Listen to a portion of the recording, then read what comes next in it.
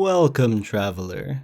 You're just in time for another spooky episode of Hidden Rocks, the show where we talk about cards and combos that are like hidden gems, but are sometimes really janky and bad. Since this is a special Halloween episode, I chose 3 spooky cards for us to look at. First off, we have the scariest thing that can ever happen in a game of Commander: land destruction. This combo has the honor of being our first viewer-submitted combo ever. In a previous video, I was talking about running Crack the Earth in an Edgar Markov deck, so that you could try and make a vampire token on turn 1, and then make everyone sacrifice a permanent on turn 2, which would probably force your opponents to all sacrifice a land while you can just sacrifice your token.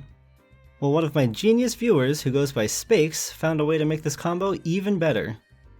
They suggested playing Crack the Earth in a Rograk deck, because having a 0-mana commander guarantees that you'll have a non-land permanent to sacrifice. That lets you pull the combo off as early as turn 1, assuming you're the last player to go. This combo's super good, but I'm surprised that one of my viewers came up with something that evil so casually. It does kinda suck that your Rograk will die, so he'll cost 2 the next time you play him, but this is definitely worth it since it stone rains everybody else at the table. There's also another commander that came out somewhat recently that works really well with Crack the Earth. Ragavan is a 1-mana 2/1 that has way too much text on him for a 1-drop. Anyways, the part of Ragavan that we care about for this combo is that every time we hit somebody with him, he makes a treasure token.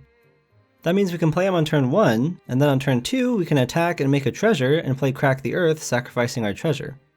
Now just to be clear, I'm not responsible for any friendships that get broken over doing something like this, but if you don't mind being the villain at your table, then definitely consider running Crack the Earth with these commanders.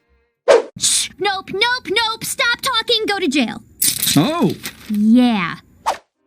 Next up, we have another spooky card that makes everyone terrified of playing tutors. In case you've been lucky enough to never have one played against you, Opposition Agent makes it so that whenever one of your opponents searches their deck, you get to search their deck for them and take the card instead. Or at least, I thought that's all it did. But it turns out the Opposition Agent actually has another hidden ability on it that I didn't even know about until just recently. Since Opposition Agent specifically lets you take control of your opponent while searching their deck, that means that while you're searching, you're allowed to look at their hand. And you're also allowed to look at any other hidden information that they have, like face-down morphs or something. This is really funny and honestly kinda strange, but there are some commanders where looking at your opponent's hand will actually help you a lot. Croesus the Purger lets you make someone discard all the cards in their hand that are a chosen color.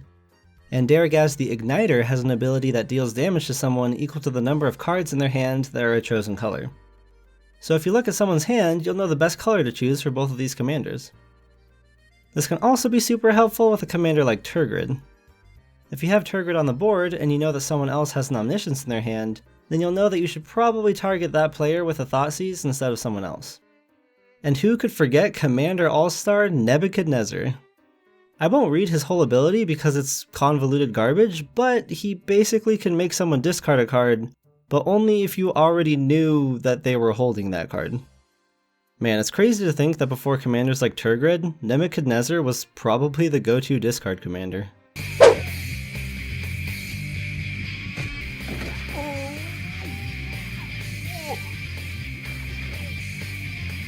Future's now, old man. For our last combo today, we have an extra spooky card from the new Secret Lair. The Stranger Things Secret Lair drop comes with a secret bonus land, Hawkins National Laboratory. This legendary land lets you pay 4 and tap it to investigate, and if you sacrifice 3 clues during your turn, then you can transform the land into the Upside Down. When the land transforms, you reanimate a creature, and when the creature goes away, you flip the land back. Also, the land symbol in the top left corner on the backside is upside down, which is funny because it's called the Upside Down. Anyway, on its surface, this land is pretty bad. If you try to reanimate a creature using only this land, it'll essentially cost you 21 mana in total. It costs 5 to make each clue since you have to pay 4 and also tap this land, and it costs 2 more mana to sacrifice each clue. Also, you can only play this land in a black deck since the backside is black, so just play Reanimate and save yourself 20 mana. But this land does have some potential. One important thing to notice about its ability is that it just says you have to sacrifice 3 clues on your turn. But it doesn't say that you have to sacrifice the clues to their own ability. If you have something like Krark Clan Ironworks, then you can sacrifice the clues to that, and your land will still transform. In fact, there's one specific partner commander that works super well with this land, and it's Keskit the Flesh Sculptor. If you're playing a Keskit deck that happens to make clues, then you can use Keskit to sacrifice 3 of the clues to his ability, and that'll be enough to flip your lab. Keskit also synergizes with the reanimation ability because he can put cards into your graveyard. So while I don't think Hawkins' lab is an auto-include in black decks, which is probably a good thing, it seems scarily good in a Keskit deck. It's really cool to get something as powerful as reanimation from just 3 clues. And it's just so amazing, right? I mean, we started out with clues, and now it's what? Reanimation. It's trivia time. Our last question was, which of the following cards has never been banned in EDH? And the answer is Serra Ascendant. If you got that right, go ahead and give yourself 6 tofu points. It's kind of crazy to think that the only card that's never been banned on this list is also the only one that a lot of people think should be banned. Now for today's question. With Halloween upon us, we're going to have a spooky trivia question about Fear. Fear is an ability that says this creature can't be blocked except by black creatures or artifact creatures.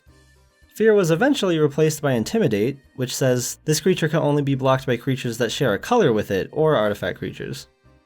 Most of the time, Fear and Intimidate were basically the same because Fear was printed almost exclusively on black creatures. But there are actually monocolored creatures in every color that either have Fear or have an ability that gives them Fear, except for one color. So the question today is, which of the following colors does not have any creatures with a Fear ability? White, blue, red, green, or colorless? Subscribe if you don't want to miss the answer in the next video. Thanks for watching, and a spooky Halloween for everyone.